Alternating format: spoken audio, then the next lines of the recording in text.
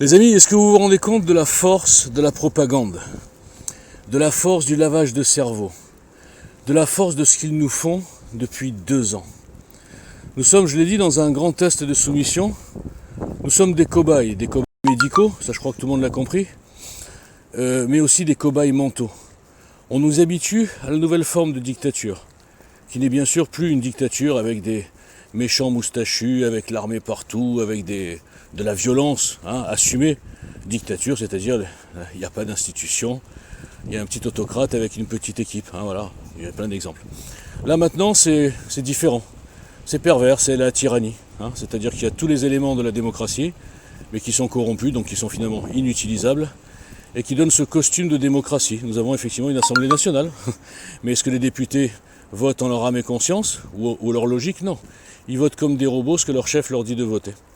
Et la 5e est ainsi faite, je ne cesse de le répéter, où à partir du moment où on a la majorité à l'Assemblée nationale, pendant 5 ans, on est un petit autocrate qui peut faire ce qu'il veut. Et alors quand on a en plus un exemplaire comme Macron, qui est un outil placé, à qui on a donné le soutien de tous les médias, je veux dire, les médias, tout le monde oublie qu'ils appartiennent à des gens qui ont financé Macron.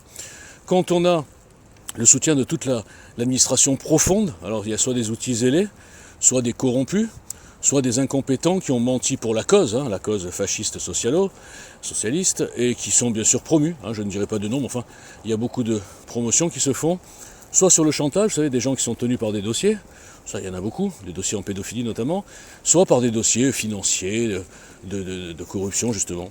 Et donc ensuite, une fois qu'on les tient, on peut en faire ce qu'on veut, vous avez vu là, et ça se joue aussi au niveau de l'Europe. Je vous rappelle quand même que Van der Leyen était dans un scandale de corruption, donc ils la tenaient et ils l'ont placée comme un pion à l'Union Européenne. Et c'est elle qui signe les contrats, vous savez, elle signe les contrats avec aucune garantie du fournisseur. Elle a fait une commande de 2 milliards de doses, vous imaginez, 5 doses pour chacun les enfants, les Européens. Et on continue. Personne ne bouge. Je parle de l'armée. Moi j'attends de voir jusqu'où ces gens qui se disent protecteurs de la nation vont rester impassibles. Alors dans la série L'expérience continue, nous avons donc maintenant le nouvel acteur qui est arrivé, l'Omicron. Alors l'Omicron, vous avez compris, extraordinaire. Il est arrivé à un moment où il fallait absolument mettre la pression sur, non pas les anti-vax, comme ils nous appellent, comme si on était une secte, pour tous les gens lucides, qui se disent simplement un vaccin pour quelque chose qui tue 0,05% des gens, et en plus ciblé, c'est complètement, c'est n'importe quoi. Un vaccin créé en 6 mois, c'est suspect. Un vaccin créé pour un virus qui n'a bien sûr pas été, qui n'est pas sorti des fesses d'un pangolin, Bon, donc ça pue quand même. C'est la création d'un marché mondial, et un marché mondial récurrent. Je le répète, c'est extraordinaire. C'est une invention que ces monstres ont faite, à savoir un marché récurrent, mondial, rendu obligatoire par les directeurs des achats qui sont tous des vendus et des placés, comme Macron et toute la clique, bien sûr Véran, n'en parlons pas.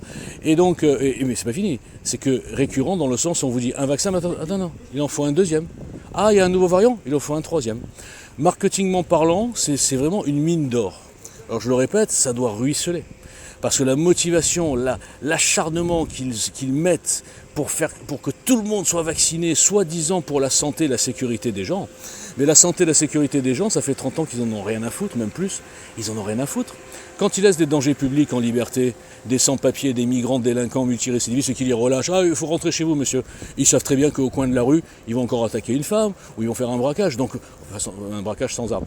Donc ça veut dire que ceux qui croient encore que ces gens sont là et se soucient de notre sécurité ou même de notre santé, ce sont des naïfs. Tous ces gens sont dans une caste qui se coopte, qui se nomme, qui se protège.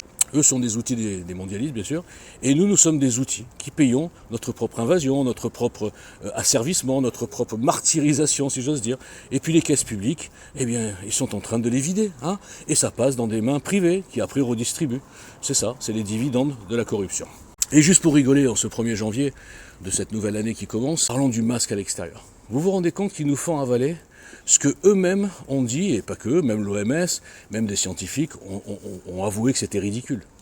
Le masque à l'extérieur, là je suis dans une rue, il n'y a personne, j'ai pas mon masque, s'il y a un policier qui passe, il va penser sauver le monde en me mettant 135 € d'amende, vous comprenez? On en est là, où il y a des malades mentaux, des psychopathes, Et puis il y a des outils zélés, des fonctionnaires de tout niveau qui appliquent les règlements sans se poser de questions. Et malheureusement, il y en a une grande partie qui savent que c'est de la folie, mais qu'est-ce qu'ils peuvent faire? Ils peuvent rien faire.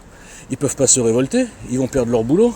Regardez les pauvres, les soignants, ils ont dit mais attendez, c'est n'importe quoi cette histoire de vaccination obligatoire. Hop monsieur, on vous suspend, bien sûr sans salaire. Et on vous licencie même pas, vous pouvez même pas aller au chômage.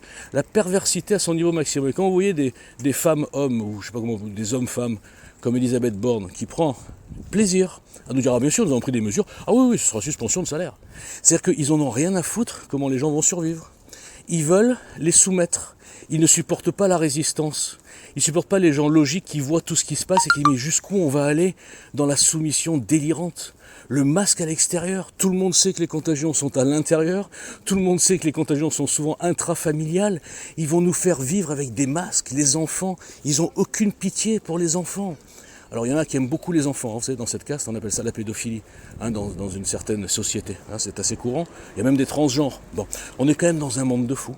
Donc maintenant, le masque à l'extérieur. Ce sont des malades. Toutes les études prouvent que c'est ridicule, mais ils le font quand même pour faire des règlements, pour affirmer leur autorité. Et ceux qui ne se soumettent pas, il faut comment ils ont dit, on va mettre la pression sur eux. Ils ne passeront pas entre les gouttes. Vous vous rendez compte, ces psychopathes à qui le hasard a donné du pouvoir, qui en abusent, qui en jouissent. Et tout ça pour notre bien.